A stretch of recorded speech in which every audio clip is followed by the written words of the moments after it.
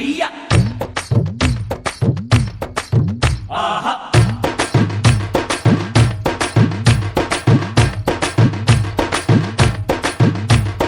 ಕುಲುಕಬೇಡ silk ನೀ ಕುಲ್ಕೋಕ್ ಮುಂಚೆ ಯಾಕಂತ ಹೇಳಿ ಕುಲ್ಕಬೇಡ ಶಿಲ್ಕು, ಕುಲ್ಕೋಕ್ ಮೊದಲು ಹೇಳಿ ಕುಲ್ಕು. ಎಲ್ಲಿ ಅಂತೀರಾ? ಚಿಕ್ಕಬಳ್ಳಾಪುರ ಜಿಲ್ಲೆಯ ಚೇಳೂರು ತಾಲೂಕಿನ ಬಾಯಾಲವಾರಪಲ್ಲಿ ಗ್ರಾಮಕ್ಕೆ ತೆರಳುವ ರಸ್ತೆಗಳನ್ನು ನೋಡಿನೇ ಈ ಹಾಡು ಬರ್ದಂಗಿದೆ. ನಮಸ್ತೆ ವೀಕ್ಷಕರೇ.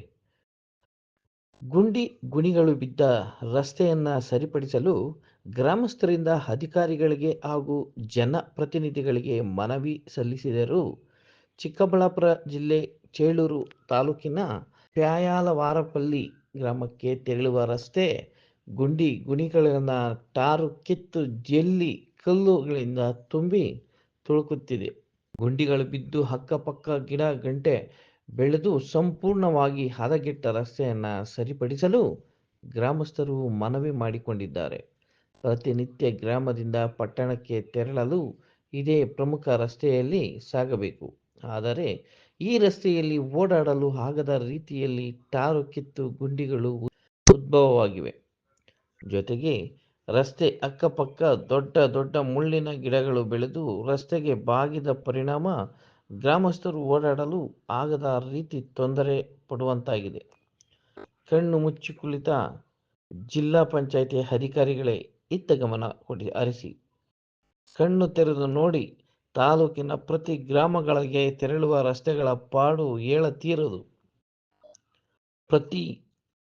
ಪ್ರತಿನಿತ್ಯ ನರಕದ ಯಾತನೆ ಪಡುತ್ತಿರುವ ಗ್ರಾಮಸ್ಥರು ರಸ್ತೆಯನ್ನು ಸರಿಪಡಿಸಲು ಜನಪ್ರತಿನಿಧಿಗಳಿಗೆ ಹಾಗೂ ಅಧಿಕಾರಿಗಳಿಗೆ ಎಷ್ಟೇ ಮನವಿ ಮಾಡಿದರೂ ಇತ್ತ ತಿರುಗಿ ನೋಡುತ್ತಿಲ್ಲ. ವರದಿ ರಾಮಾಂಜಿ, ಸುದ್ದಿಮನೆ ಕನ್ನಡ ನ್ಯೂಸ್ ಚಾನೆಲ್, ಚೇಳೂರು. ಗ್ರಾಮಸ್ಥರ ಅಂತ ಮೇಮು ಇಟ್ಲಾ. ನಮ್ಮ ಹೆಸರು ಮೋಹನ್ ರೆಡ್ಡಿ ಅಂತ. ಸಮಸ್ಯೆ ಅದೇ ರೋಡ್ದು ಯಾರು ರೆಸ್ಪಾನ್ಸ್ ತಗೊಂತಾ ಇಲ್ಲ. ಯಾಕಂದ್ರೆ ಎಲ್ಲ ಗಾಡಿಗಳು ವೆಹಿಕಲ್ ಏನು ಬಂದ್ರು ಆಗ್ತಾ ಇಲ್ಲ. ಆಕ್ಸಿಡೆಂಟ್ ಜಾಸ್ತಿ ಆಗ್ತಾ ಇದಾವೆ. ಅದಕ್ಕೆ ನಾವೊಂದು ಮಾತಾಡ್ಬೇಕಂತ.